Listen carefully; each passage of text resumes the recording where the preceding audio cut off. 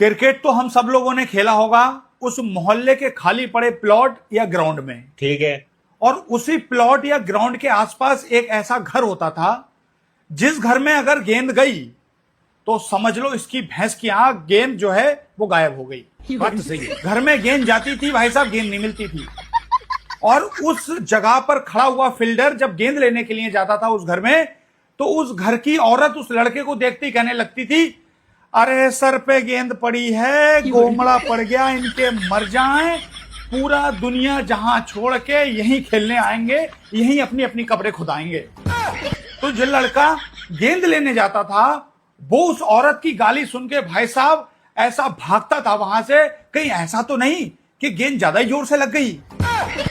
और उस औरत की भाई साहब ये ट्रिक होती थी, उसके गेंद नहीं लगती थी, वो उसकी ट्रिक थी कि मैं ऐसा करूंगी गेंद लेने कोई नहीं आएगा, जो लेने आया वो भी भाग जाएगा। और बाद में वही औरत हमारी ही गेंद हमें 6 रुपए में बेचती थी, जब हमें पूरे मोहल्ले में गेंद दुकान पे नहीं मिलती थी।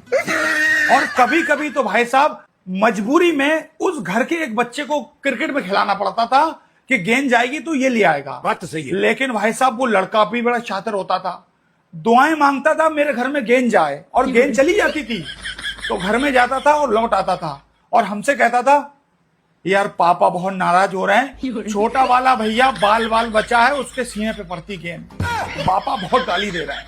तो भाई साहब जाते ही नहीं थे लेने के लिए गेंद। और कभी कभी तो ऐसा होता था, जाती एक गेंद थी, उधर से भाई साहब 2 गेंदें आती थी, उसका बाप काट के भेजता था गेंद।